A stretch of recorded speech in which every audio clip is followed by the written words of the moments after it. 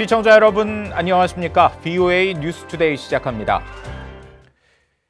일본에서 열리는 G20 정상회의를 앞두고 이뤄지는 시진핑 중국 국가주석의 북한 방문에 대해 미국 상원 의원들은 중국의 행동을 지켜볼 것이라는 반응을 보였습니다. 중국은 여전히 북한의 후원자나 방패막이 역할을 하고 있다며 중국의 이익을 위해서라도 대북 영향력을 한반도 비핵화에 사용해야 한다고 촉구했습니다. 이조은 기자가 취재했습니다. 상원 외교위원회 동아태 소위원장인 코리 가드너 공화당 의원은 시진핑 주석의 북한 방문으로 인한 추가 대북 압박 완화를 우려했습니다. 중국은 북한의 오랜 후원자 또는 방패막이로 지난 수십 년 동안 북한의 악랄한 행동을 단속하지 않았다는 겁니다. I am concerned that this will be a chance for President Xi to lift up pressure even more than they have, and I hope that the U.S. expresses to China the need to continued enforcement of United Nations Security Council resolutions, continued maximum pressure, and to not allow Kim Jong-un to get away with a nuclear program. 외교위 민주당 간사인 반 메넨데즈 의원은 시진핑 주석의 이번 방북을 북한에 대한 잠재적 영향력을 지속하기 위한 움직임으로 풀이했습니다. 하지만 교착 상태에 빠진 미북 비핵화 협상 진전에 도움이 되진 않을 것으로 내다봤습니다. If in fact he wants to use that influence for trade concessions, he'd have to show that in fact we could denuclearize the Korean Peninsula. And I just don't think that China's willing to use their political capital to do that. 린지 그레이엄 공화당 상원 의원은 시진핑 주석의 이번 방북과 미국과의 무역 분쟁을 연계하는 시각을 경계했습니다. 그러면서 중국이 자국의 이익을 위해서라도 한반도 비핵화를 돕는 행동을 해야 한다고 경고했습니다. It's in China's interest not to have a war between the United States and North Korea, because the biggest outflow will be in the region. I don't want a war with North Korea, but if they continue to develop nuclear weapons to threaten America, we're going to have a military conflict. 시진핑 주석의 북한 방문에 대한 상원 의원들의 입장은 분명했습니다. 중국이 대북 압박을 완화하거나 비핵화를 위한 미북 협상을 절대로 방해해선 안 된다는 경고입니다. VOA 뉴스 이조은입니다. 한국과 일본의 갈등이 미한일 3국 간의 대북 공조를 방해하고 있다고 미 의회 조사국이 지적했습니다. 또 트럼프 대통령이 북한과 외교를 추구하면서 미국과 한국, 일본의 다른 대북 접근법이 드러났다고 분석했습니다. 김칸희 기자의 보도입니다. 미 의회 조사국은 13일 보고서에서 한국과 일본의 역사적, 영토적 갈등으로 인해 북한 문제에 대한 미국과 한국, 일본의 삼각공조가 방해받고 있다고 분석했습니다. 보고서는 특히 한일 양국이 서로 갖고 있는 불신으로 국방협력이 제대로 이뤄지지 않고 있다면서 2016년에 맺은 한일 군사정보보호협정이 제대로 효력을 발휘하지 못하고 있다고 밝혔습니다. 또 미국은 동맹국들의 협조 없이 북한 위협에 대응하거나 중국 행동에 영향을 끼치기 어렵다고 판단하기 때문에 한일 간 갈등이 지속되는 것을 우려하고 있다고 밝혔습니다. 이어 미한일 3국은 과거 안보 분야에서만큼은 단결된 목소리를 냈지만 트럼프 대통령이 북한과의 외교를 시작하면서 각자 서로 다른 대북 접근법이 드러났다고 지적했습니다. 특히 대규모 미한 연합훈련 중단으로 일본 정부가 미국의 군사 대비 태세를 우려하기 시작했다고 보고서는 밝혔습니다. 미한일 3국 간의 유대와 공조의 중요성은 미 의회에서도 강조되고 있습니다. 상하원 의원들은 하노이에서 열린 2차 미북 정상회담을 앞두고 미한일 연대 지지 결의안을 각각 발의하기도 했습니다. The frictions are there over been a long period of time, but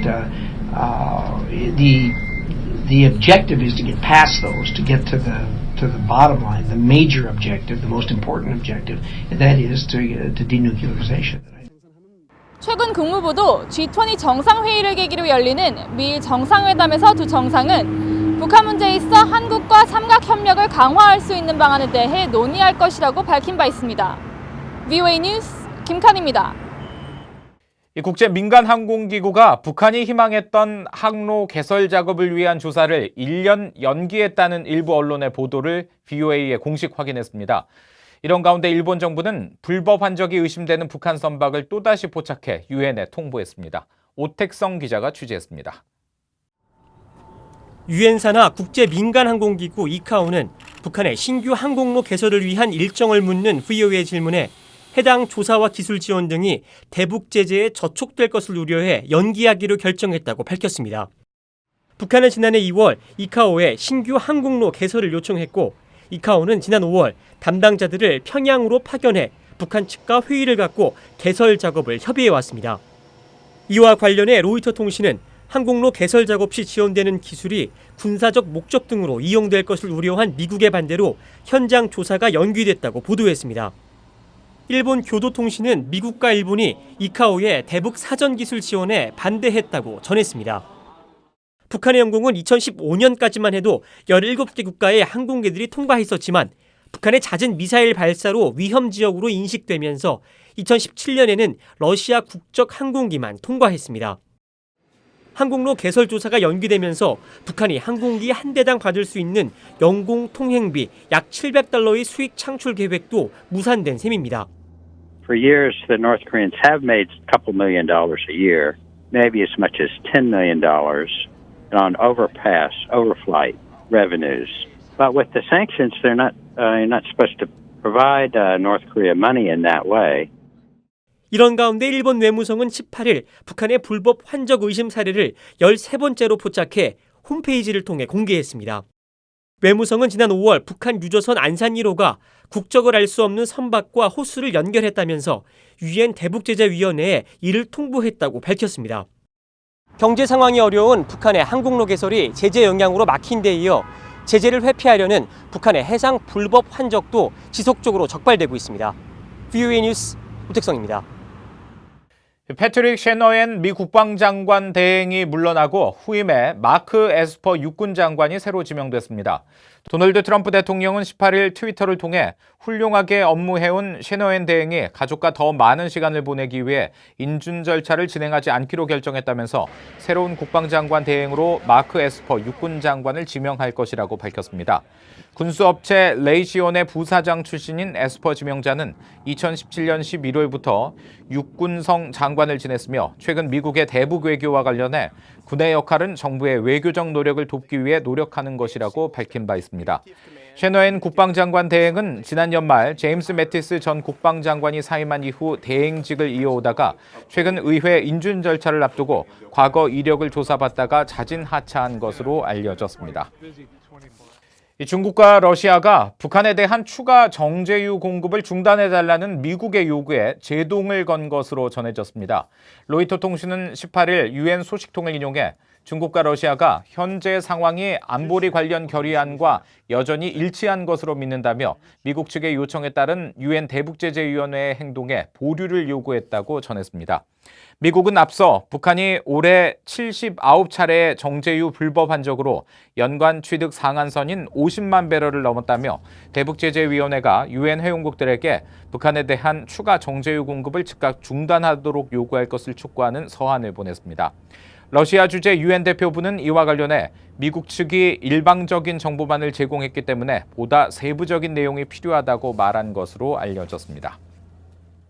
올해 4월 북한의 중국 수출액이 2천만 달러를 넘겨 제재가 본격 가동된 이후 최대치를 기록한 것으로 나타났습니다.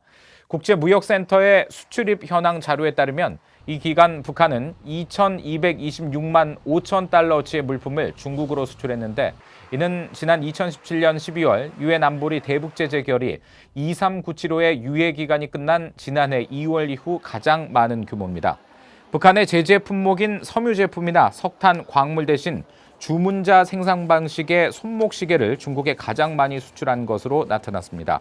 북한의 대중 수출액은 제재가 본격화하기 전에는 매달 2억 달러대로 지금보다 최대 10배 많았습니다.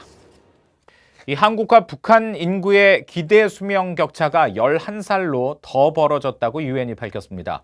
유엔 경제사회국은 17일 발표한 2019 세계 인구 전망 보고서에서 2015년부터 2020년 기준으로 북한의 기대 수명은 72세로 83세인 한국보다 11살 더 짧다고 밝혔습니다.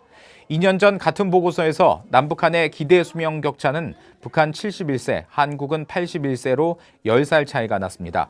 북한의 인구는 올해 2,566만 6천 명으로 2년 전보다 17만 5천 명이 증가했으며 2030년에는 98만 5천 명이 더 늘어날 것으로 유엔은 내다봤습니다.